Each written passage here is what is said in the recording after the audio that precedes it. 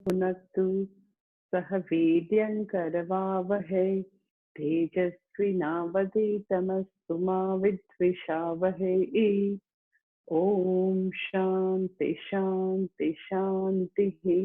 श्रुतिस्मृतिपुराणानाम् आलयं करुणालयं नमामि भगवत्पादं शङ्करं लोकशङ्करं।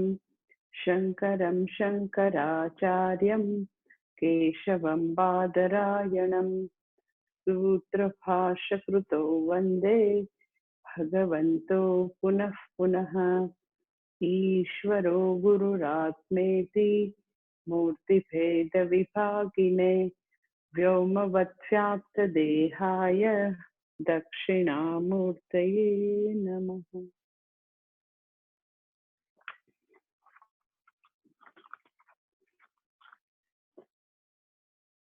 ત્રીજો અધ્યાય 10મો શ્લોક। સહ યજ્ઞા પ્રજા સૃષ્ટ્વા પુરોવાચ પ્રજાપતિઃ અનેન પ્રસવિશ્વध्वम् એષવોત્વેષ્ટ કામધુક।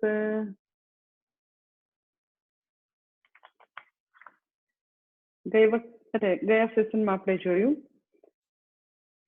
કે અર્જુનને કર્મ કરવા માટે હજી ભગવાન આગળ રીઝન આપે છે। આગળના આપણે બધા કારણો જોયા કે મિથ્યાચારથી બચવા માટે પણ તું કર્મ કર, પછી કર્મ નહીં કરે તો નૈષ્કર્મ્ય સિદ્ધિ નથી, માટે પણ તું કર્મ કર, અને શરીરની યાત્રા ટકાવવા માટે પણ કર્મ જરૂરી છે, માટે તું કર્મ કર। અને હવે પાછું 10મા શ્લોકમાં આગળ રીઝન ભગવાન આપે છે કે છે સહયજ્ઞા પ્રજા સૃષ્ટ્વા પુરોવાચ પ્રજાપતિઃ, કે ખરેખર બ્રહ્માજીએ સમગ્ર સૃષ્ટિનું સર્જન કર્યું, બધા જીવોનું સર્જન કર્યું, તો જેવું મનુષ્યનું સર્જન કર્યું તો મનુષ્યના સર્જનની સાથે સાથે બ્રહ્માજીએ યજ્ઞોનું સર્જન કર્યું। સહયજ્ઞા પ્રજા સૃષ્ટ્વા, પ્રજા ઉત્પન્ન કરી, પણ શેની સાથે? તો સહયજ્ઞ, યજ્ઞની સાથે જ પ્રજા ઉત્પન્ન કરી। મનુષ્યોને એકલા ઉત્પન્ન નથી કર્યા, બ્રહ્માજીએ મનુષ્યોને ઘડ્યા, મનુષ્યો બનાવ્યા, આટલા બધા જીવો બનાવ્યા, પણ જેવું મનુષ્યનું સર્જન કર્યું તો કે છે સહયજ્ઞા પ્રજા સૃષ્ટ્વા પુરોવાચ પ્રજાપતિ। પ્રજાપતિ એટલે બ્રહ્માજી, બ્રહ્માજીએ મનુષ્યના સર્જનની સાથે સાથે યજ્ઞોનું સર્જન કર્યું। અને પછી શું કીધું બ્રહ્માજીએ? યજ્ઞો શા માટે કર્યા? તો કે આ યજ્ઞો દ્વારા જ હે બધા મનુષ્યો તમારી વૃદ્ધિ જો થશે તો યજ્ઞો દ્વારા જ વૃદ્ધિ થશે। અને પાછા આ બધા યજ્ઞો તમારા માટે કેવા બનશે? તો કે આ બધા યજ્ઞો જે છે એ તમારા માટે કામધેનુ રૂપ બનશે। કામધેનુ એટલે જે કાંઈ ઈચ્છા કરીએ એ બધી ઈચ્છા પૂરી કરે એવા આ બધા યજ્ઞો છે। આખું ભાષાંતર એવી રીતે થશે કે પૂર્વે સૃષ્ટિની રચના સમયે મનુષ્યના સર્જન સાથે બ્રહ્માજીએ યજ્ઞો સર્જ્યા અને મનુષ્યોને આજ્ઞા આપી, મનુષ્યોને એવા આશીર્વાદ આપ્યા કે આ બધા યજ્ઞો દ્વારા જ બધાની વૃદ્ધિ થશે અને આ બધા યજ્ઞો જે તમારા માટે કામધેનુ રૂપ સાબિત થશે। એટલે બ્રહ્માજીએ સૌથી પહેલા તો કે આવી રીતે મનુષ્યના સર્જન સાથે યજ્ઞો સર્જ્યા। શા માટે યજ્ઞો સૌથી પહેલા સર્જવાની વાત આવી મનુષ્યની સાથે સાથે? શા માટે બીજા બધા જીવો સર્જ્યા તો યજ્ઞો આપવાની જરૂર ન પડી? તો કે આપણને ખબર છે કે મનુષ્ય એક જ એવું પ્રાણી છે કે જેને ત્યાગ શીખવવો પડે, બાકીના બધા તો કે સહજ રીતે અનાયાસે એવી જ રીતે એ લોકો બધા કોન્ટ્રીબ્યુટ કરવા માટે ભગવાને એ બધાને ગોઠવેલા છે। મનુષ્ય માટે એવું જરૂર થઈ શકે છે કે મનુષ્ય આપે નહીં, મનુષ્ય ત્યાગ ન કરે। એટલે બ્રહ્માજીએ સૃષ્ટિના સર્જન સાથે યજ્ઞોનું સર્જન કર્યું એટલે શું? તો કે યજ્ઞ એટલે સાથે સાથે બંને યજ્ઞ, સ્થૂળ યજ્ઞ જે આપણે જોયા હતા, પ્રત્યક્ષ યજ્ઞ જે આપણે હોમ હવન યજ્ઞ કહીએ, એનું પણ સર્જન કર્યું વેદ મુખેથી. વેદ દ્વારા બ્રહ્માજીએ બધા યજ્ઞ યાગાદિ કહ્યા, અને સાથે સાથે બ્રહ્માજીએ તો કે યજ્ઞનું વિધાન કર્યું, અર્થાત બધા મનુષ્યોએ ત્યાગ કરવાનો છે એનું વિધાન બ્રહ્માજીએ આપ્યું. શા માટે મનુષ્યને જ આપવું પડે? તો કે મનુષ્ય આપે પણ ખરો, રેસિપ્રોકેટ કરે બી ખરો, ન બી કરે એવી પૂરેપૂરી પોસિબિલિટી છે. એટલા માટે શાસ્ત્રમાં આવી એક વાર્તા પ્રસિદ્ધ છે કે એકવાર બ્રહ્માજી પાસે દેવો, દાનવો અને માનવો ત્રણેય બ્રહ્માજી પાસે વારા ફરતી જાય છે. એ બહુ પ્રસિદ્ધ વાર્તા છે કે શા માટે બ્રહ્માજીએ સૃષ્ટિના સર્જન સાથે મનુષ્યને ત્યાગ શીખવવો પડે. કેમ ગાયને ત્યાગ ન શીખવવો પડે? કેમ વનસ્પતિને ત્યાગ ન શીખવવો પડે? કેમ નદીઓને ત્યાગ ન શીખવવો પડે? કેમ પતંગિયાને ત્યાગ ન શીખવવો પડે? મનુષ્યના સર્જન સાથે યજ્ઞ અથવા તો ત્યાગ નું વિધાન કરવું પડે એવું તો શું છે? તો કે એવી કથા બહુ પ્રસિદ્ધ છે કે એવી રીતે બ્રહ્માજી પાસે ઉપદેશ માટે આ ત્રણેય કેટેગરીના બધા લોકો જાય છે. સૌથી પહેલા તો કે બધા દેવો છે બ્રહ્માજી પાસે જાય છે કે અમને બધાને કંઈક ઉપદેશ આપો. અમે બધા જુદા જુદા ઉચ્ચ લોકના બધા દેવતાઓ છીએ.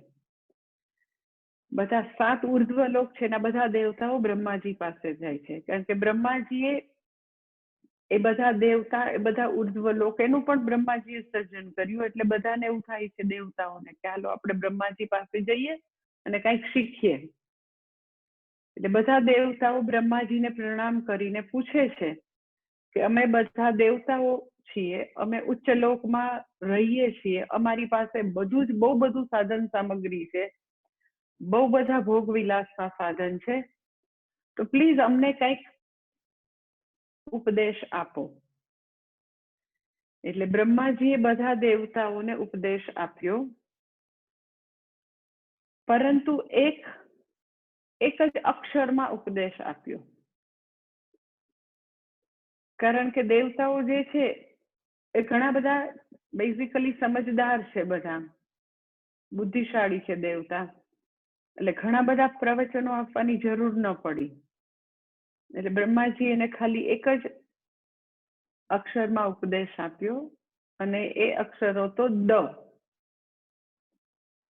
એટલે દેવતાઓ જે છે બ્રહ્માજી પાસે દ નો ઉપદેશ સાંભળી અને પોતે પાછા આવે છે.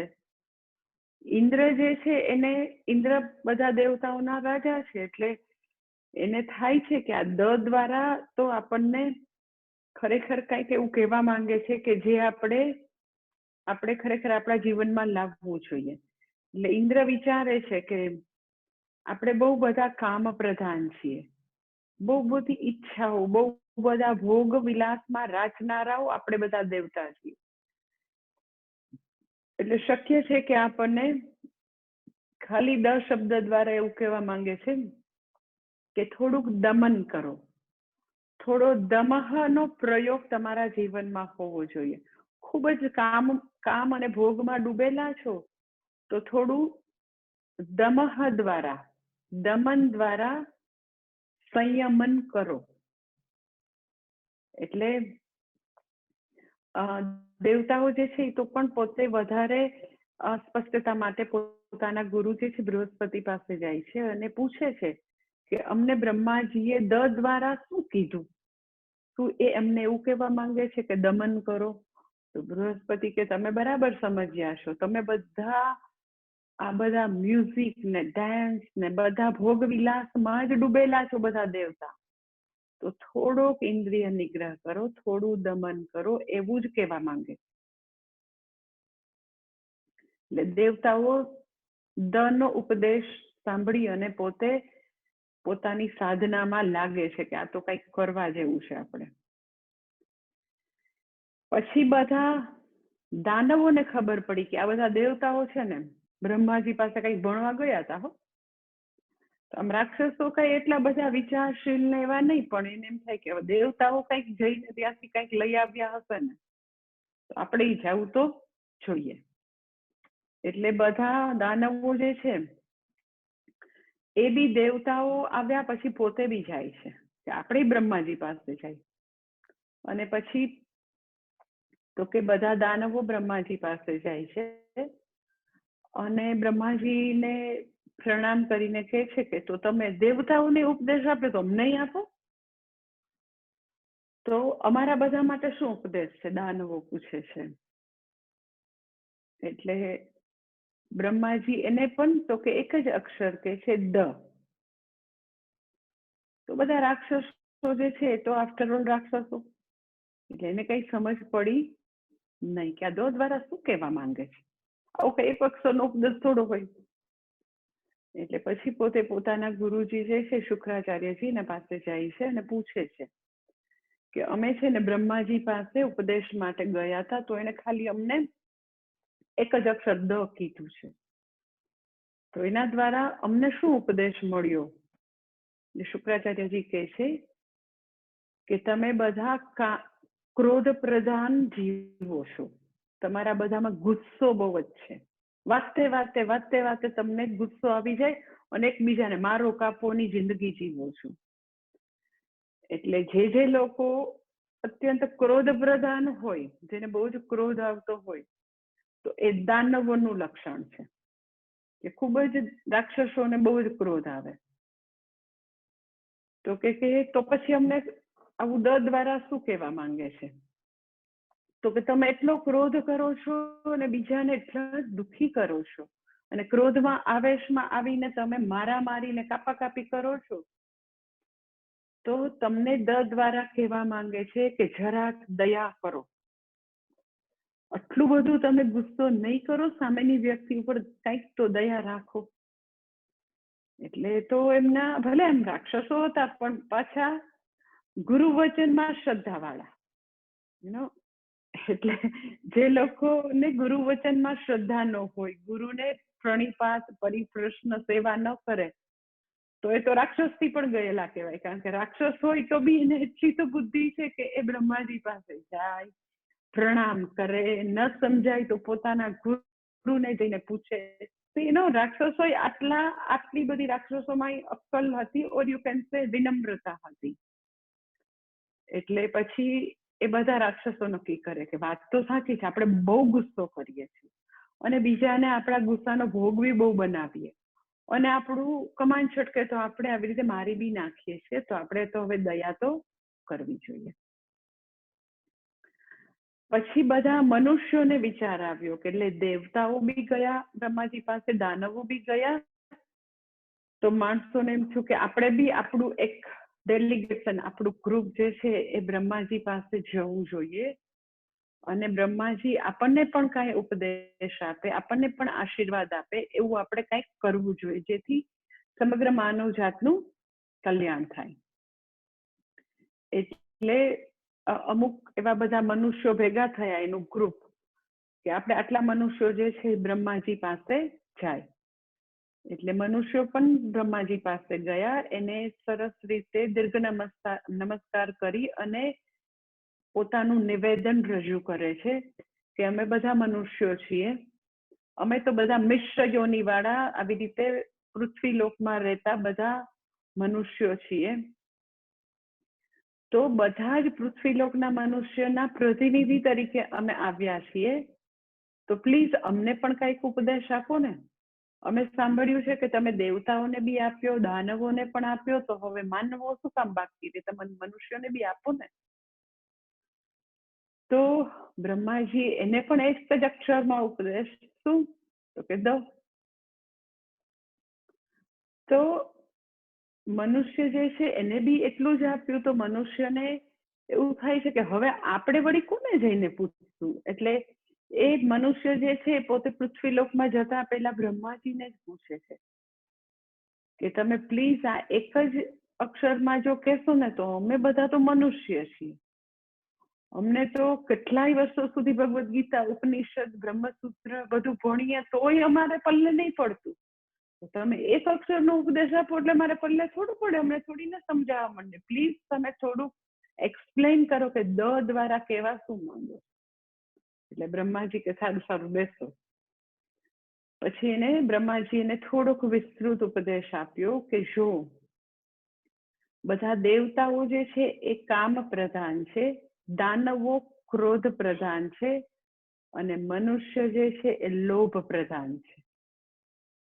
એટલે કામ, ક્રોધ અને લોભ ત્રણેયમાં આવી રીતે ખૂબ જ ડીપ રૂટેડ, ખૂબ જ ઊંડું ઉતરેલું છે, રગરગમાં વ્યાપેલું છે. દેવતાની રગરગમાં કામનાઓ વ્યાપેલી છે, દાનવોની રગરગમાં ક્રોધમાં વ્યાપેલો છે, અને મનુષ્યના રગરગમાં તો કે લોભ વ્યાપેલો છે.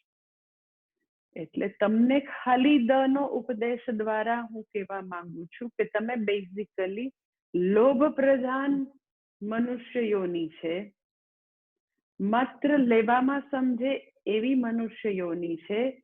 માટે દ દ્વારા તમને મેં ઉપદેશ આપ્યો કે દાન કરો. એટલે કામ, ક્રોધ અને લોભ પ્રધાનમાં તો કે જે કામ પ્રધાનને દ એટલે દમન કરો, ક્રોધ પ્રધાનને દ એટલે દયા કરો, લોભ પ્રધાનને દ એટલે દાન કરો. એટલે મનુષ્ય બેઝિકલી લોભ પ્રધાન છે. મનુષ્ય બેઝિકલી તો કે સૌથી વધારે મદ મીઠો શબ્દ લાગે તો કાના માત્ર વગરનો એક જ શબ્દ લાગે, મફત, ફ્રી. એટલે એને એવું કહેવું પડે કે તું લોભ પ્રધાન છો, માટે તું દાન કર. એટલે શા માટે બ્રહ્માજીએ જેવું મનુષ્યનું સર્જન કર્યું તો સહયજ્ઞ, યજ્ઞ સાથે જ મનુષ્યનું સર્જન કર્યું. એટલે મનુષ્ય જે છે બેઝિકલી લોભ પ્રધાન છે, ત્યાગ પ્રધાન નથી. એટલે ત્યાગ શીખવવો પડે, ઓર યુ કેન સે ત્યાગનો આદેશ આપવો પડે કે તું ત્યાગ કર. એટલે તમે જો કે આપણે નાનકડા હોઈએ ને, તમે તમારા બાળકોને બી નાના હોય તો તમે શીખવશો કે બે બાળકો હોય 2-3-4 વર્ષના અંતરે, ઓર કઝિન હોય તો તમે હંમેશા એવું શીખો કે જો ભાઈને તું આપ, ફૈબાની દીકરી આપી છે ને આપ, મામાના દીકરાને આપ. એટલે બેઝિકલી જે ટેન્ડન્સી શું છે તો કે સંગરી લેવાની, લઈ લેવાની, હું જ વાપરું, હું બીજાને ના આપું. એટલે ઇન્વેરિયેબલી સમજદાર પેરેન્ટ્સ છે એ હંમેશા શીખવશે કે તમે સાથે રમો, તું રમ પણ એને પણ રમાડ, તું તારું ટોય પણ એને આપ અને તું તારું પણ એને આપ. એટલે બંનેને તમે શીખો કે બંને એકબીજાના રમકડા શેર કરો તો તમારા બે થઈ જશે રમકડા. પણ બહુ જ ઓછા લોકો એવા હશે, you can say like rare લોકો એવા હશે કે જે લોકો સામેથી દેનારા હોય. મોટે ભાગે કેવું તો કે આવી રીતે લોભ પ્રધાન, લય જ લેવા વાળા, નહીં આપવા વાળા, એવી મનુષ્યની ટેન્ડન્સી છે. બધા છે એવું નથી કહેતી, પણ હું તમને રેર એટલે કહું છું કે બહુ ઓછા મનુષ્ય એવા હશે કે જે ગીવર્સ હશે, જે એવી ગીવરની કેટેગરીમાં આવે. એટલે પૂજ્ય સ્વામીજી હંમેશા એવું કહેતા કે either you are giver or not, વચ્ચેનું નથી હોતું. કાં તમે ગીવર છો અથવા તો નથી. પણ ગીવરની કેટેગરીમાં આવતા મનુષ્યો દુનિયામાં અતિશય ઓછા છે, અતિશય ઓછા. તો અત્યારે તમે જો કે આટલી કોરોનાની આટલી મહામારી છે, તમે વિચાર કરો કે ગ્લેમર વર્લ્ડ, ક્રિકેટ, ઉદ્યોગપતિ, એ લોકો પાસે કેટલા પૈસા છે. અક્ષય કુમાર આપી દે લાઈક 5 CR કે એવું આપ્યું એને, તો બીજા બધા સચિન તેંડુલકર થી માંડીને વિરાટ કોહલી થી માંડીને નંબર ઓફ આવા સ્ટાર છે કે જે લોકોને માટે 5-10 કરોડ આપવા સાવ ચટણી પણ નથી. એક મેચમાં એ લોકો કેટલા કમાતા હોય, એક કમર્શિયલમાં કેટલું કમાતા હોય. સચિન વગેરે એડવર્ટાઇઝમેન્ટ જે આપે એમાં એ ખાલી આટલી વાર 2 મિનિટ ઉપસ્થિત થવા માટે એ લોકોની કેવડી મોટી ફી હોય. કેટલા નંબર ઓફ, અમિતાભ બચ્ચન થી માંડીને કેટલા લોકો હું તમને કહું કે આપણે એ લોકોનું ખૂબ એ લોકોને આમ પ્રેમથી ને પ્રેમ ખૂબ કરીએ ને એના બધા ફેન હોય ને એ બધું બરાબર છે, પણ જ્યારે આખા રાષ્ટ્ર ઉપર, આખી દુનિયા ઉપર આટલી ભયંકર તકલીફ છે, તો કેટલા લોકો આગળ આવીને રાષ્ટ્ર માટે, ગરીબ લોકો માટે કેટલા લોકો આપે, તમે મને કહો. બાકી એ લોકોની ઇન્કમનો કોઈ હિસાબ નથી. જે બધા ગ્લેમર અને ક્રિકેટ ને જે કોઈ છે, એ લોકોનો કોઈ આવકનો હિસાબ જ નથી.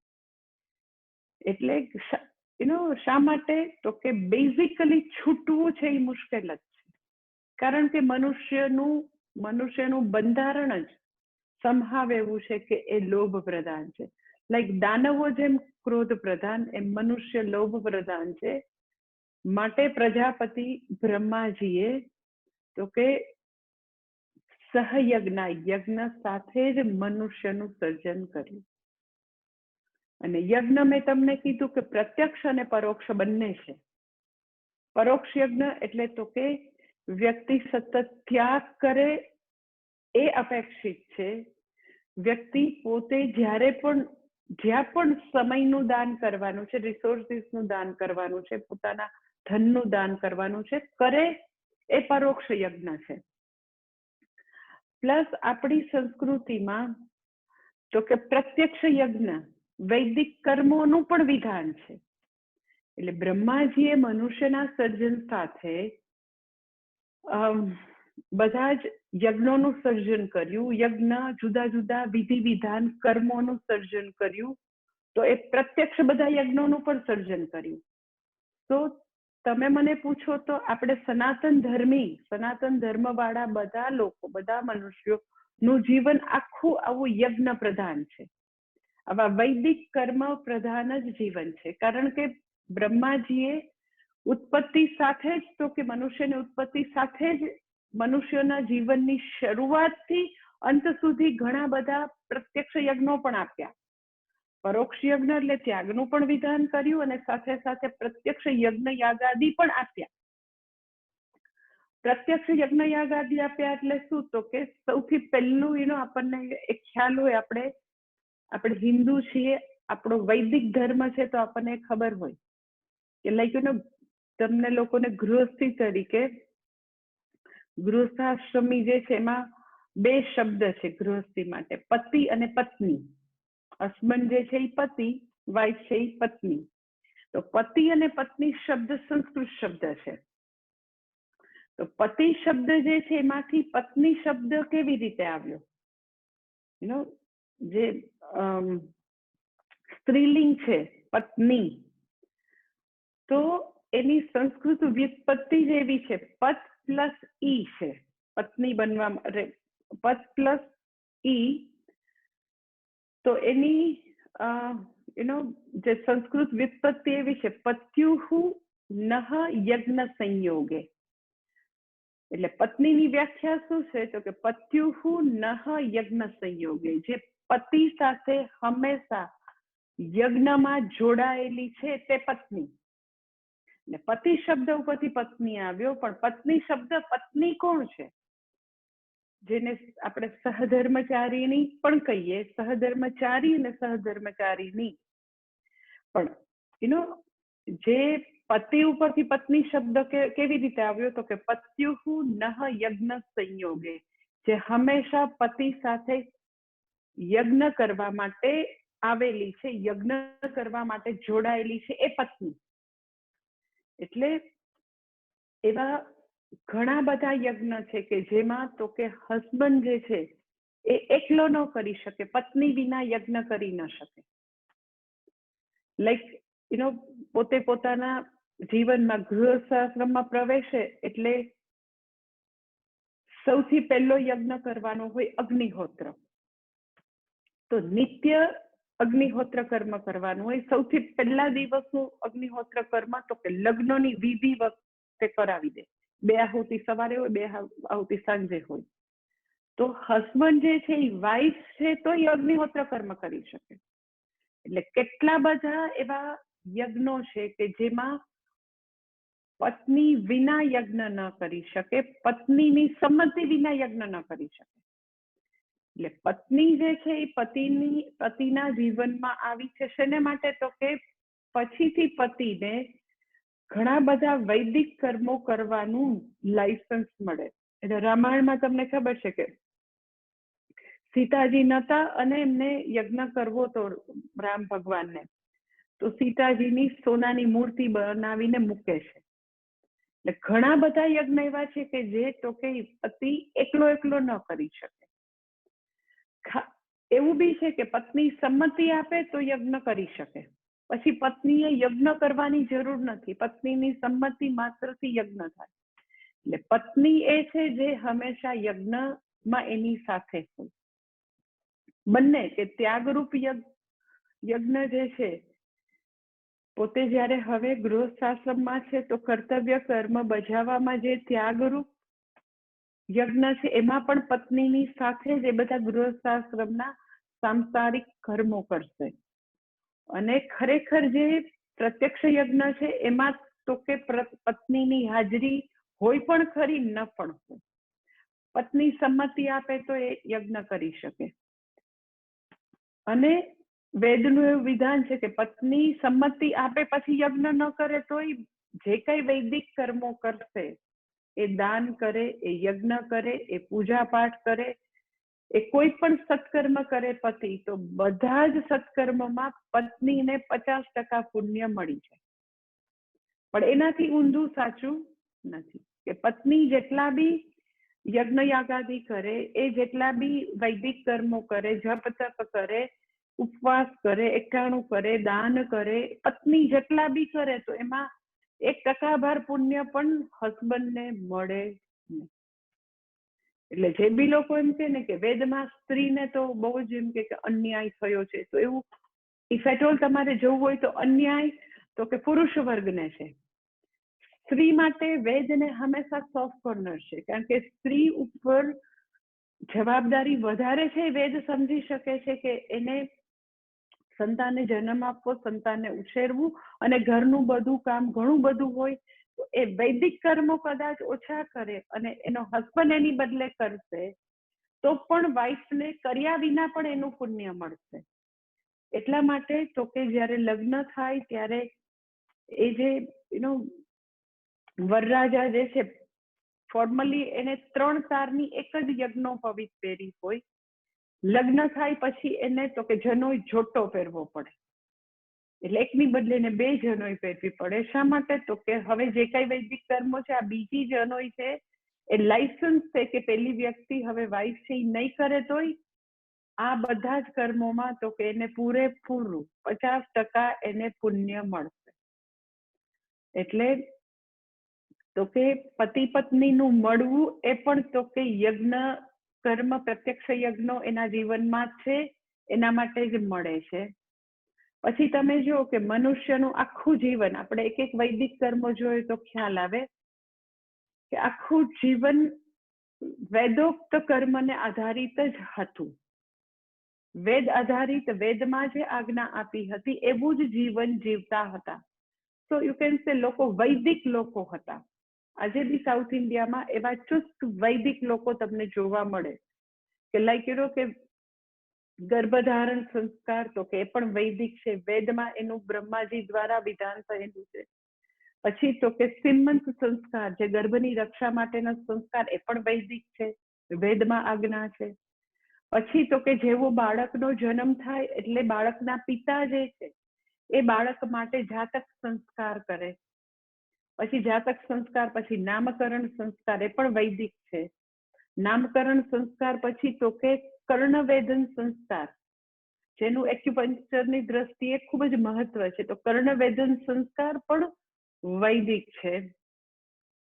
પછી બાળકને પહેલી વાર જમાડે, અન્નપ્રાશન.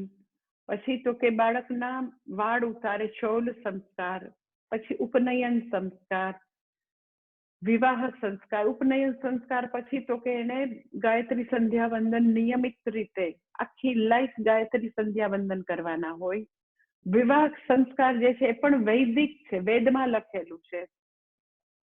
તો એના પછી પણ તો કે વ્યક્તિએ પછી કાયમ માટે તો કે અગ્નિહોત્ર એ યજ્ઞ એને રોજે કરવાનું છે.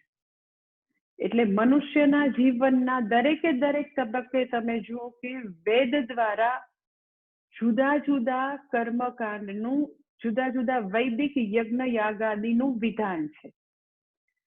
તો આખી લાઈફ એને પ્રત્યક્ષ યજ્ઞ દ્વારા આહુતિ આપવાની છે કે લગ્ન થયા પછી રોજે અગ્નિહોત્ર કર્મ કરશે, સવાર સાંજ 2 આહુતિ આપશે. પછી છેલ્લો સંસ્કાર છે કે જ્યારે વ્યક્તિ પોતે હાજર નથી, અને એ છે 16મો છેલ્લો સંસ્કાર, અંત્યેષ્ટિ સંસ્કાર. ત્યારે વ્યક્તિ હાજર નથી તો પણ એના દ્વારા યજ્ઞ કર્મ તો થશે જ. એટલે આખું સમગ્ર જીવન યજ્ઞ કર્મ છે. કે ગર્ભાધારણ સંસ્કારથી લઈને વ્યક્તિ ગુજરી જાય છેલ્લો સંસ્કાર, ત્યારે પણ વ્યક્તિ યજ્ઞ કરશે. એ નહીં કરે, એની બદલે બીજા લોકો યજ્ઞ કરશે. કયો યજ્ઞ કરશે? તો કે ચિતા પ્રગટાવશે, એ અગ્નિ હશે, અને એ અગ્નિમાં છેલ્લી આહુતિ આ દેહની અપાશે. એટલે ઘણા લોકો એમ કે ને કે અમે તો કોઈ સંસ્કાર 16 સંસ્કારમાં માનતા નથી, અમે તો અંત્યેષ્ટિ સંસ્કારમાં માનતા નથી, ફલાણું ઢીકણું. તો આપણે આપણી જાતને હિન્દુ કહેતા હોય તો દરેકે દરેક હિન્દુ જે છે એના માટે બ્રહ્માજીએ વેદ દ્વારા આપણને 16 સંસ્કારનું વિધાન આપ્યું છે. આવા જુદા જુદા પ્રકારના પ્રત્યક્ષ પરોક્ષ યજ્ઞ, જુદા જુદા કર્મોનું વિધાન છે. જે કર્મો દ્વારા બ્રહ્માજી આપણને કહી રહ્યા છે કે સમગ્ર જીવન ત્યાગમય છે, સમગ્ર જીવનમાં મારે આહુતિ આપવાની છે, સમગ્ર જીવનમાં મારે તો કે કંઈક ને કંઈક આવી રીતે આપતા રહેવાનું છે. છેલ્લે હું કાંઈ અગ્નિને આહુતિ મારા હાથે નથી આપી શકતા આપણે, તો આ મારા દેહરૂપી છેલ્લી આહુતિ હું આપીશ. એટલે ક્યારેય દેહદાન કરી શકાય નહીં. જે હિન્દુ છે, જે પોતાની જાતને માનતી હોય કે આપણે વૈદિક લોકો છીએ, આપણે સનાતન ધર્મ વાળા છીએ, તો દેહદાન કરાય નહીં. કે છેલ્લે આપણે આ દેહ કોને આપવાનો છે? તો કે અગ્નિ દેવતાને અર્પણ કરવાનું છે. એવું આપણા વેદ કહે છે કે આખી જિંદગી આપણે તો કે ત્યાગ કરવાનો છે. આઈધર પ્રત્યક્ષ યજ્ઞો છે, પરોક્ષ યજ્ઞો કરતા જ રહેવાના છે. એટલે કે છે કે આખી જિંદગી જે છે એ આવી રીતે પ્રજાપતિ બ્રહ્માજી કે છે કે આખી લાઈફ વ્યક્તિએ યજ્ઞમય જીવન જીવવાનું છે. એટલે સહયજ્ઞ પ્રજા સૃષ્ટવા, પ્રજાપતિએ બ્રહ્માજીએ તો કે આવી રીતે યજ્ઞોનું વિધાન કર્યું, અને યજ્ઞો આપ્યા, મનુષ્યના સર્જન સાથે યજ્ઞ આપ્યા, અને પછી પાછું બ્રહ્માજી એવું કહે છે કે જો આનાથી તમે લોકો ખરેખર વૃદ્ધિ પામશો, આપીને તમે વૃદ્ધિ પામશો, આપીને તમે ગરીબ નહીં થઈ જાઓ, આપીને તમે વંચિત નહીં રહો, પરંતુ આપીને જ તમારી વૃદ્ધિ થશે. અને તમારા માટે તમે જે આપતા રહેશો, તમે યજ્ઞો કરતા રહેશો, તો આ બધા યજ્ઞો જે છે એ તમારા માટે કામધેનુ બનશે. કામધેનુ શબ્દ જે છે એ આપણે આપણી સંસ્કૃતિમાં સાંભળેલો શબ્દ છે કે વશિષ્ઠ ઋષિ છે, એની પાસે કામધેનુ નામની કામધેનુ ગાય હતી. કામધેનુ ગાય એટલે શું? તો કે તમને એની વિશ્વામિત્ર ઋષિ અને વશિષ્ઠ ઋષિની વાર્તા, પુરાણમાં જે વાર્તા જે છે, આખ્યાયિકા, એ ખ્યાલ હશે કે વિશ્વામિત્ર જે છે એ રાજા છે, ત્યારે વશિષ્ઠજી જે છે એ ઋષિ છે. એકવાર એવું બને છે કે વિશ્વામિત્ર જે છે એ જંગલમાં શિકારે ગયા હોય છે, ફરવા ગયા હોય છે પોતાના રસાલા સાથે. તો એટલો બધો એનો મોટો રસાલો હોય છે, અને જંગલમાં શિકારની શોધમાં ખૂબ એટલે ખૂબ આગળ ને આગળ નીકળી જાય છે, પોતાના રાજ્યથી બહુ દૂર નીકળી જાય છે. અને આજુબાજુ જોવે છે તો કઈ એને કઈ ખાવા પીવાનું કોઈ સ્થળ દેખાતું નથી, કશું કઈ કોઈનું ઘર, કોઈનું કઈ ઝૂંપડી કે કોઈ ઋષિ મુનિ કોઈ દેખાતા નથી. અને એ લોકો આગળ ને આગળ ખાવા પીવાની શોધમાં ખૂબ દૂર જાય છે. ત્યાં એને એક આશ્રમ દેખાય છે, અને પછી એ લોકો આશ્રમની અંદર જાય છે, અને ખ્યાલ આવે છે કે આ તો વશિષ્ઠ મુનિનો આશ્રમ છે. અને એકદમ જ બધાને કકડીને ભૂખ લાગી હોય છે, તરસ લાગી હોય છે, અને બહુ મોટું સૈન્ય હોય છે, રસાલો બહુ મોટો હોય છે. અને જોવે છે કે આ તો એક કોઈ ઋષિ મુનિનો વશિષ્ઠ ઋષિનો આશ્રમ છે, અને એમને વિશ્વામિત્ર આમ નજર કરે છે, આમ એવું બધું કઈ મોટું એને દેખાતું નથી, કોઈ મોટું એનું જમવાનું પેલું ડાઇનિંગ એરિયા એવડો મોટો હોય કે ત્યાં આગળથી એને જલ્દી જલ્દી કંઈક જમવાનું રસોઈ ઘર એવડું મોટું તો દેખાયું નહીં. પણ તો બી વિશ્વામિત્ર રાજા જે છે વશિષ્ઠ ઋષિને વિનંતી કરે છે કે બહુ બધા ભૂખ્યા છે, પ્લીઝ તમે કંઈક બધાને ભોજનની વ્યવસ્થા કરો. તો થોડી વાર થાય છે, આમ બહુ જ ક્વિકલી, બહુ જ થોડા સમયમાં એના રસોઈ ઘરમાંથી, નાનકડું એવું રસોઈ ઘર, એમાંથી ભાતની ને જાત જાતની વાનગીઓ આવવા માંડે, અને આખો રસાલો ને બધા સૈનિકો ને બધા તો એટલા બધા પ્રેમથી ખાય છે ને, એટલું બધું સ્વાદિષ્ટ ભોજન હોય છે, અને બધા એકદમ જ તૃપ્ત થઈ જાય છે.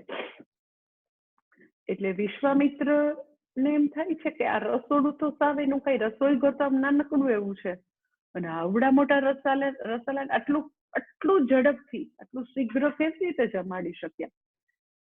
એટલે પૂછે છે વશિષ્ઠ ઋષિને કે તમે આટલું બધું સ્વાદિષ્ટ, આટલું સરસ ભોજન આટલા ઓછા સમયમાં અમને કેવી રીતે આપ્યું તમે? એટલે કે છે કે મારી પાસે આ કામધેનુ છે, એની પાસે જે કઈ ઈચ્છા કરો એ તરત જ હાજર કરે એવી ગાય છે મારી પાસે. એટલે પછી તો કે તો મારે જોવી છે, એટલે લઈ આવે છે કામધેનુને. વિશ્વામિત્ર જે છે એ જોવે છે એટલે તરત જ એની નજર બગડે છે.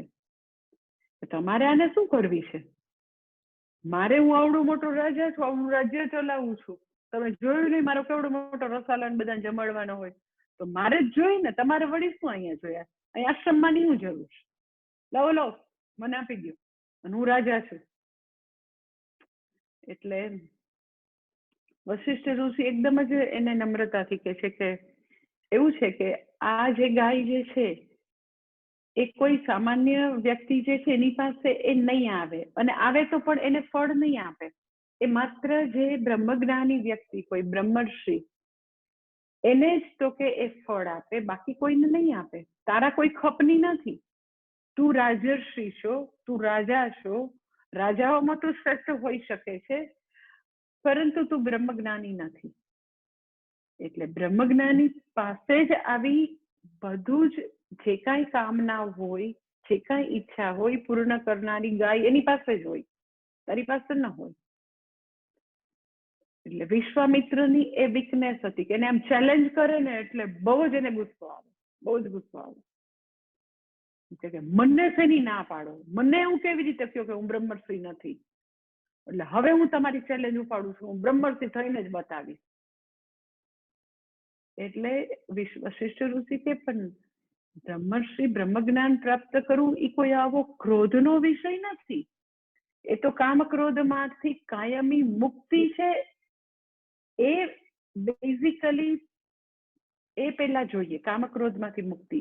એ સૌથી પહેલું તો કે લાયકાતની વસ્તુ, સૌથી પહેલી અધિકારીત્વની વસ્તુ જોઈએ. પણ તમે તો આવી હોડમાં ઉતરો છો, તમારામાં તો આટલા બધા કામ ક્રોધ છે, તો તમે બ્રહ્મર્ષિ બનવાનું પહેલું પગથિયું પણ તમારામાં નથી. તો કે તો શું થઈ ગયું, હું કેટલી બધી તપશ્ચર્યા કરીશ અને ગમે એમ કરીને આ કામધેનુને પ્રાપ્ત જ કરીશ. તો વશિષ્ઠ ઋષિ કે કઈ વાંધો નહીં.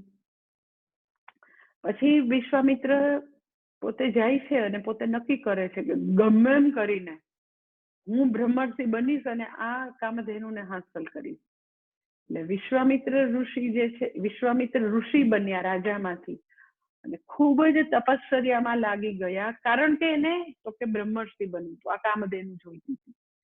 એટલે બહુ બધી તપશ્ચર્યા, હજારો વર્ષ તપશ્ચર્યા કર્યા જ કરે છે, અને દરેક વખતે આટલી બધી ખૂબ વર્ષો તપશ્ચર્યા કરીને પાછા જાય વશિષ્ઠ ઋષિ પાસે. હવે હું બ્રહ્મર્ષિ છું કે નહીં, હવે હું બ્રહ્મર્ષિ છું કે નહીં, એવરી ટાઈમ જાય. અને કેટલી બધી વાર બિચારા વિશ્વામિત્ર જે છે ખૂબ જ કામ અને ક્રોધ એનામાં હજી છે, બ્રહ્મજ્ઞાન પ્રાપ્ત નથી કર્યું.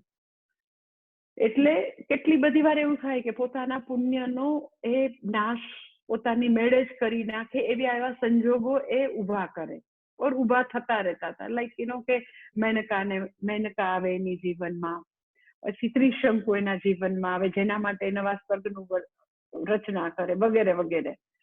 પણ એના જીવનનું આમ એને એકદમ નિશ્ચય કરેલો હતો કે ગમે એમ કરીને હું કામધેનુ પ્રાપ્ત કરું. ટૂંકમાં કામધેનુ એટલે તો કે સર્વ ઈચ્છા પૂરી કરનાર ગાય. અને બ્રહ્મર્ષિ એટલે કોણ? તો કે જેને પોતાનો આત્માનો સ્વનો આનંદ, જે બધા જ આનંદનો સ્ત્રોત છે એ પ્રાપ્ત કરેલો છે, એ બ્રહ્મ જ્ઞાન જેને થઈ ગયું છે, એ બ્રહ્મર્ષિ છે. તો એને હવે બહારના કોઈ કામ કે કોઈ આનંદની જરૂર નથી. એટલે વશિષ્ઠ ઋષિ છે બ્રહ્મજ્ઞાની છે કે જેના બધી કામનાઓ પૂર્ણ થઈ ગઈ છે. એને કોઈ બહારની કોઈ હવે બાહ્ય કોઈ વિષયો એની પૂર્ણતામાં વધારો કરે એવું કાંઈ નથી. માટે એક સિમ્બોલ તરીકે કામધેનુ છે કે જેની સર્વ કામનાઓ પૂર્ણ થઈ છે. એનીવે, બ્રહ્માજી અહીંયા આગળ મનુષ્યોને એવો આદેશ આપે છે, ઓર યુ કેન સે એવા બ્લેસિંગ આપે છે કે અગર તમે યજ્ઞમય જીવન જીવશો, ત્યાગમય જીવન જીવશો, તમે તમારા ભાગે આવતું જે કાંઈ સ્વકર્મ છે એ ખૂબ જ નિષ્ઠાથી બજાવશો, તો આ યજ્ઞ જે છે એના દ્વારા તમારી વૃદ્ધિ થશે. વૃદ્ધિ એટલે શું? તો કે આંતરિક સમૃદ્ધિ વધશે, વ્યક્તિને શ્રેયસ માર્ગ માટે પૂરતું જે કાંઈ જરૂરી છે એ બધું જ અધિકારીત્વ પ્રાપ્ત થશે, અને અલ્ટિમેટલી જે કાંઈ કર્મો કરશે એ કર્મો એના માટે કામધેનુ બનશે. કામધેનુ એટલે શું? તો કે ઇટ ઇઝ લાઈક કે આંબાના વૃક્ષ જેવું છે કે આંબાનું વૃક્ષ આપણે વાવીએ ને, કે ઘણા લોકો મને આશ્રમમાં એમ કે ને કે તમે આટલા બધા ફ્રૂટ શા માટે વાવ્યા છે? તો અથવા તો જેને બી પોતાના થોડાક નાનકડા ફાર્મ હાઉસ કે બંગલામાં વૃક્ષોનું પ્લાનિંગ કરવું હોય ને, તો હું એ લોકોને ઇન્વેરિબલી એવું કહું કે આપણે વૃક્ષો શેને માટે વાવીએ છીએ કે આપણને સરસ મજાનો છાંયો મળે. તો આપણી પાસે ચોઈસ છે કે ખાલી છાંયો મળે એવું જોઈએ છે કે છાંયો અને ફ્રૂટ મળે, બંને મળે એવું જોઈએ. એટલે લોકોને બહુ ખબર ન હોય તો ખાલી છાયા જ ના, જેને આપણે એવું કહીએ રોડ સાઈડ ટ્રી જ વાવે. પણ જો આપણને થોડીક અક્કલ હોય તો આપણે એવા વૃક્ષો વાવીએ કે જેથી આંબા જેવા કે આપણને છાંયો પણ મળે અને કેરી પણ મળે. એટલે આ બધા યજ્ઞ જે છે એ કેવા છે? તો કે આપણે આખું જીવન વૈદિક કર્મો કરીએ તો આપણને એ કર્મો થકી, લાઈક વ્યક્તિ રોજ ગાયત્રી સંધ્યા વંદન કરે, પોતાનું જે ડેઇલી પ્રેયર છે એ કરે, જે કઈ પોતાની ડ્યુટી બજાવવાની છે કરે, જે બી પોતાના ભાગે આવતા પ્રત્યક્ષ યજ્ઞ પરોક્ષ યજ્ઞ કરે, તો એનું ફળ તો મળે જ મળે. ડ્યુટી બજાવીએ, સત્કર્મ કરીએ, એનું ફળ તો મળે જ, પણ એટ ધ સેમ ટાઈમ વ્યક્તિને અંતઃકરણ શુદ્ધિ પણ મળે. એટલે વૈદિક કર્મોથી શુદ્ધિ પણ મળે, ફળ પણ મળે. એટલે આપણે ફળાવ વૃક્ષો વાવીએ, આંબો વાવીએ તો ફળ પણ મળે, કેરીનું ફળ પણ મળે, અને તડકામાં તો કે આપણને છાંયો પણ મળે. એટલે આ બધા યજ્ઞો જે છે કામધેનુ બને. કઈ રીતે? તો કે એ કરીએ તો આપણને જીવનમાં અંતઃકરણ શુદ્ધિ પણ મળે અને એ કર્મો થકી શુભ ફળ પણ મળ્યા જ કરે આખી લાઈફ. એટલે બ્રહ્માજીએ તો કે યજ્ઞના સર્જન સાથે સાથે અને મનુષ્યના સર્જન સાથે સાથે બધા યજ્ઞોનું સર્જન કર્યું. અને પછી સાથે સાથે હજી આગળ કે છે કે એ બધા યજ્ઞો દ્વારા કેવી રીતે મનુષ્યનું કલ્યાણ થાય એ 11મા શ્લોકમાં કે છે. 11મો શ્લોક: દેવાન ભાવયતાનેન તે દેવા ભાવયન્તુ વઃ પરસ્પરમ ભાવયन्तઃ શ્રેયઃ પરમવાપ્સ્યથ. કે છે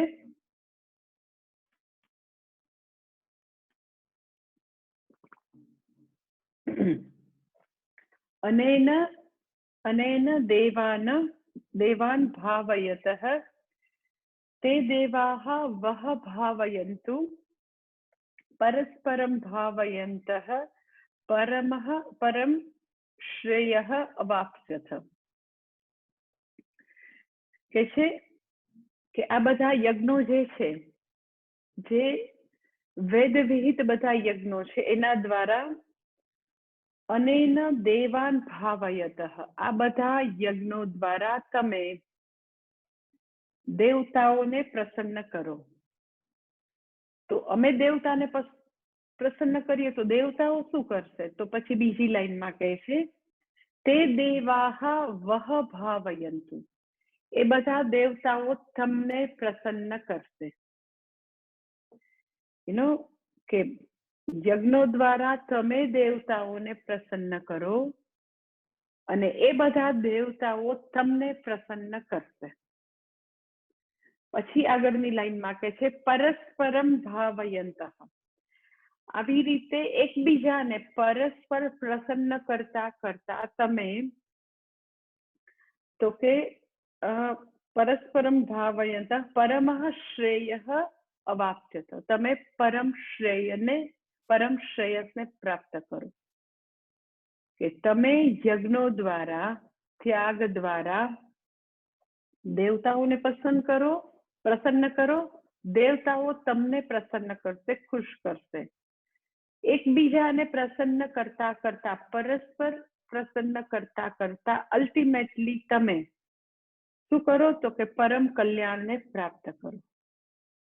એટલે બ્રહ્માજીએ સૃષ્ટિની સાથે સાથે યજ્ઞો આપ્યા અને યજ્ઞો દ્વારા ફર્સ્ટ સ્ટેજમાં તો કે અંતઃકરણ શુદ્ધિ અને અલ્ટિમેટલી પરમ શ્રેય, કે વ્યક્તિ પોતાની લાઈફમાં પરમ શ્રેયસ અર્થાત પછીથી તો કે મોક્ષને પ્રાપ્ત કરે, એવી આખી આપણા વૈદિક જીવનની એવા પ્રકારનું પ્લાનિંગ હતું કે વ્યક્તિ જો અગર વૈદિક જીવન જીવે, વૈદિક જીવનના કર્મો, યજ્ઞો અને ત્યાગને સામે રાખીને જીવે, તો ઓટોમેટિક વ્યક્તિ તો કે આવી રીતે શ્રેયસના માર્ગ પર ચડી જશે અને અલ્ટિમેટલી તો કે એ પછી છેલ્લે તો કે જરૂર શ્રેયસને પ્રાપ્ત કરશે. એટલે આખું આપણું વેદોક્ત જીવનનું પ્લાનિંગ જ એવું હતું કે ધર્મ, અર્થ, કામ અને અલ્ટિમેટલી વ્યક્તિ તો કે પરમ શ્રેયસ અર્થાત મોક્ષને પ્રાપ્ત કરે. એવી જ રીતે સુંદર રીતે આખું વૈદિક જીવન હતું.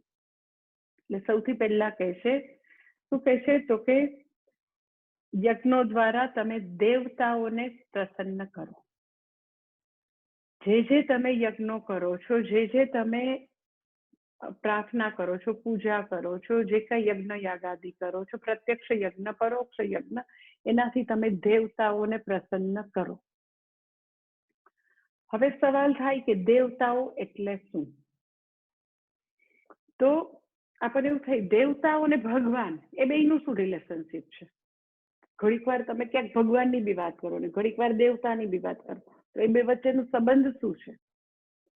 તો એ જરાક આપણે સમજી લઈએ કે આપણા વેદમાં આવા બધા દેવતાઓની વાત છે કે જેટલા સમગ્ર સૃષ્ટિ ચલાવનારા જે કંઈ, જેને આપણે પરિબળો કહીએ છીએ, આપણે એન્વાયરમેન્ટ કહીએ છીએ, વેદમાં પરિબળો નથી કહેતા.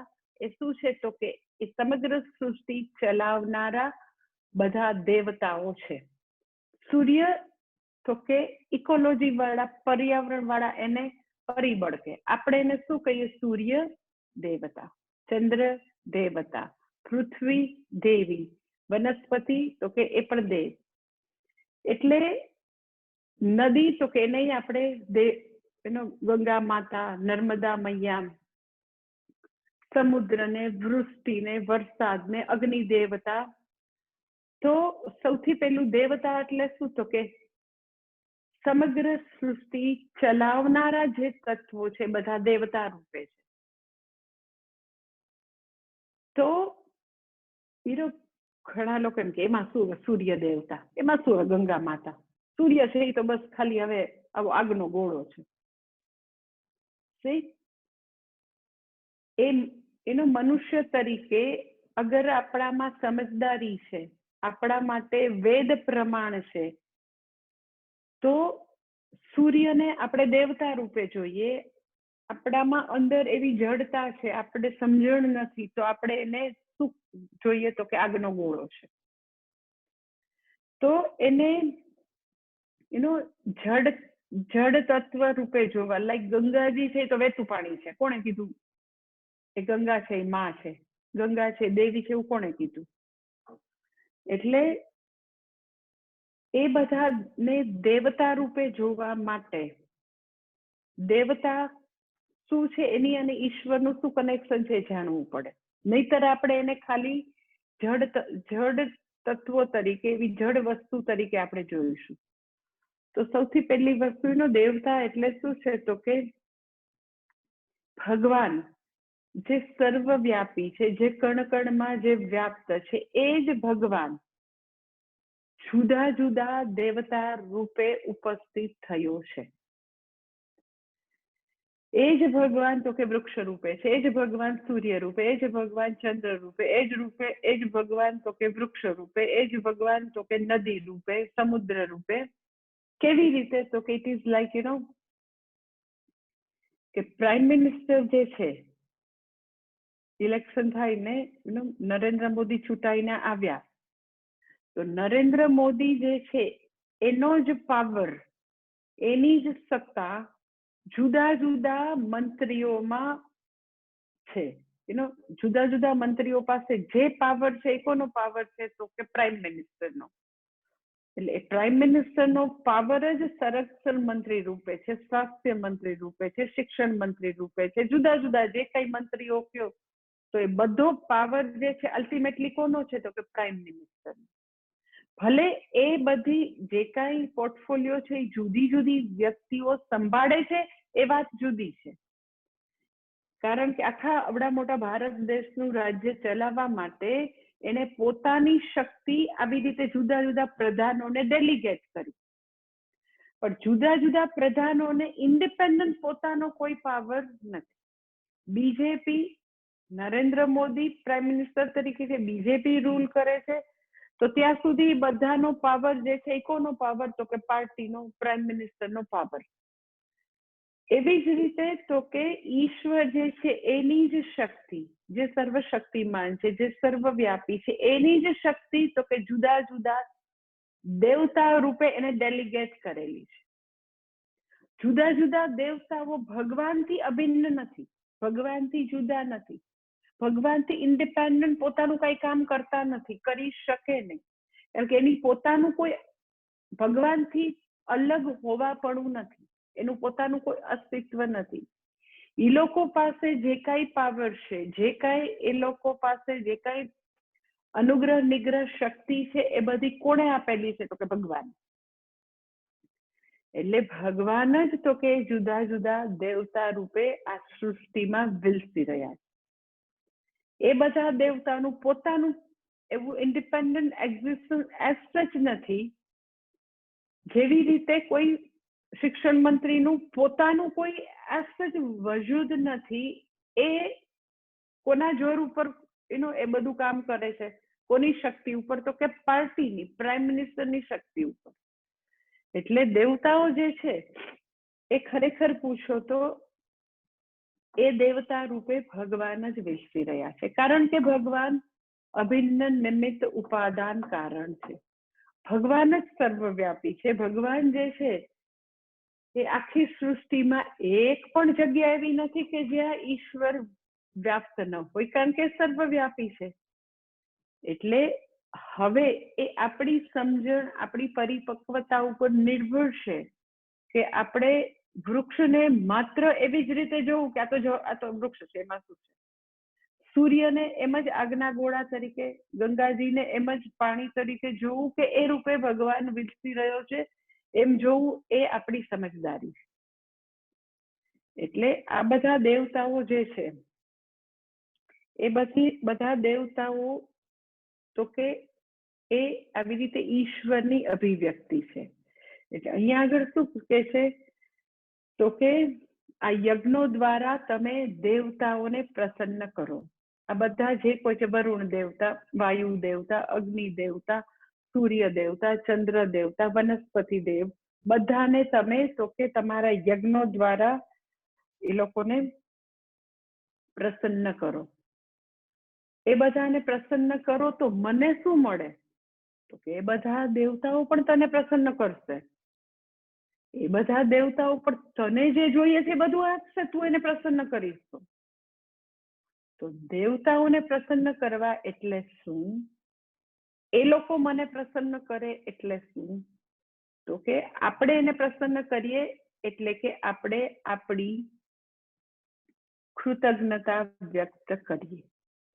કૃતજ્ઞતા વ્યક્ત કરીએ એટલે શું? તો કે કૃતમ જ્ઞઃ. કૃતમ એટલે કરેલું છે, જ્ઞ એટલે એને યાદ રાખીએ. કોણ કરે છે? તો કે આ બધા દેવતાઓ અહર્નિશ કરે છે, સતત કર્યા કરે છે. સૂર્ય દેવતા સતત કરે છે, વનસ્પતિ સતત મને ઓક્સિજન આપે છે, પૃથ્વી દેવી સતત મારો ભાર ઉપાડે છે. ક્યારેય પૃથ્વી દેવી એમ નથી કહેતા કે હવે ગુરુત્વાકર્ષણનું બસ બળ પૂરું થઈ ગયું, હવે તમે પૃથ્વી પર પગ મૂકશો તો તમારો પગ નીચે નથી આવવાનો. તો દરેકે દરેક બધા જ એટલે બધા જ તત્વો તો કે ભગવાનની જ અભિવ્યક્તિ છે, ભગવાનનું જ રૂપ છે. તો એ બધા પ્રત્યે આપણે આપણી કૃતજ્ઞતા વ્યક્ત કરીએ, આપણે કરવાનું કરીએ. આપણે એ બધા દેવતાઓ સમગ્ર સૃષ્ટિની સંવાદિતા ટકાવે છે, તો આપણે ટકાવવામાં મદદરૂપ થઈએ. અને સેકન્ડ થિંગ, આપણે તોડીએ નહીં. ટકાવવામાં મદદરૂપ એટલે શું? તો કે લાઈક કે આપણે વનસ્પતિને ખાલી આર્થિક ઉપાર્જનનું સાધન જોઈ અને આડેધડ જંગલો કાપી દીધા. એને આપણે ભગવાન તરીકે દેવતા રૂપે નહીં જોયા, અને કેના રૂપે જોયા? તો કે એને આર્થિક સાધન રૂપે જોયા, જેને કારણે સમગ્ર સૃષ્ટિની સંવાદિતા આપણે તોડી નાખી. પછી આપણે એમ કે વરસાદ નથી આવતો, પછી આપણે એમ કહીએ કે આ બધું સમગ્ર પૃથ્વીનું તાપમાન વધતું જાય છે, ગ્રીન હાઉસ ઇફેક્ટ થાય છે, ઓઝોન વાયુનું લેયર તૂટે છે, વગેરે વગેરે. કેટલું આપણે પછી કિસ્સો પાડીએ. એટલે એક ખાલી તમે વૃક્ષનું જોવો, જુદા જુદા બધા જ એવા બધા દેવતાઓ પોતે સુંદર રીતે કોન્ટ્રીબ્યુટ કરી રહ્યા છે, જેને કારણે સમગ્ર સૃષ્ટિમાં સંવાદિતા છે. એ બધા દેવતાઓ કોન્ટ્રીબ્યુટ કરી રહ્યા છે કારણ કે ભગવાને એ લોકોને એવી રીતે બધાને એવી રીતે બધા કામ એને ડેલિગેટ કરેલા છે. વનસ્પતિને ડેલિગેટ કર્યું છે, સૂર્ય ભગવાનને કર્યું છે, ચંદ્ર દેવતાને. હવે એ લોકો આ બધા જ દેવતાઓને પ્રસન્ન કરવા એટલે શું? તો કે આપણે પણ સામે કરવાનું.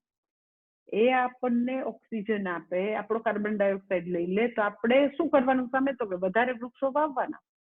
એટલે મનુસ્મૃતિમાં એવું વાક્ય છે કે એક વૃક્ષ વાવીએ તો એની સામે 5 વૃક્ષ વાવવા જ જોઈએ. વૃક્ષ કાપવાનો પ્રોબ્લેમ નથી કે મનુષ્યને જીવવા માટે વૃક્ષ જોઈએ, પણ એવો નિયમ છે મનુસ્મૃતિમાં કે એક વૃક્ષ કાપીએ તો સામે 5 વાવવાના.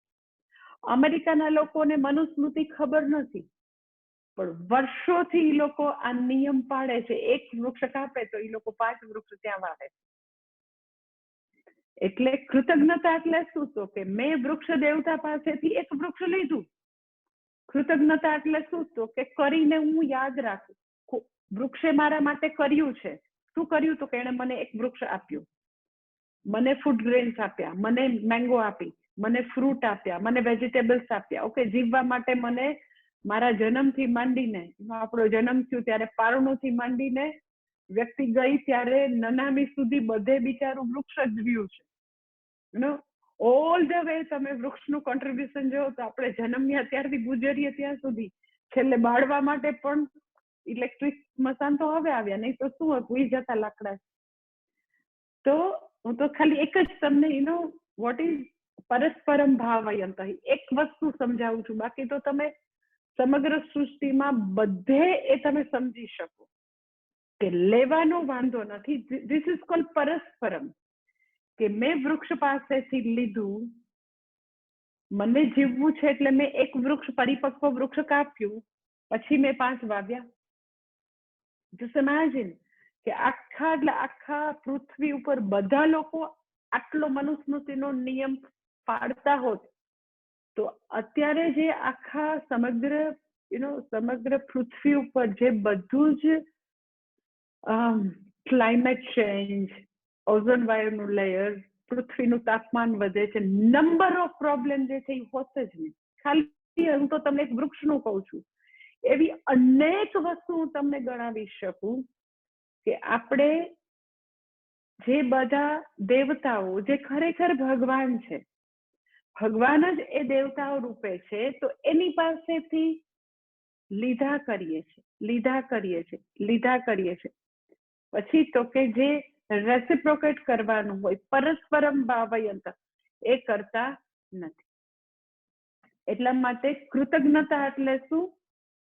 તો કે આપણે જે કાંઈ આપણે કરવાનું હોય એ આપણે કરતા રહીએ. આપણે ડેઈલી પ્રેયર કરીએ, યજ્ઞ કરીએ, નિત્ય નૈમિતિક કર્મો કરીએ, એ બધા દેવતાઓ પાસેથી લઈએ. તો કૃતજ્ઞ એટલે એને દીધેલું જ્ઞ એટલે યાદ રાખીએ, રેસિપ્રોકેટ કરીએ, અને લાસ્ટલી ક્યારેય પણ આપણે સંવાદિતાને તોડનારા ન બનીએ.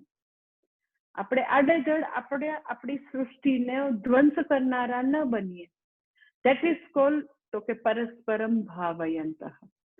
એવું કરીએ તો દેવતાઓ આપણને સામે શું કરે એ આપણે મંગળવારે જોઈ લે. ઓમ પૂર્ણમદ પૂર્ણમિદમ પૂર્ણાત પૂર્ણમુદચ્યતે પૂર્ણસ્ય પૂર્ણમાદાય પૂર્ણમેવાવશિષ્યતે. ઓમ શાંતિ શાંતિ શાંતિ. હરિ ઓમ. શ્રી ગુરુભ્યો નમઃ. હરિ ઓમ.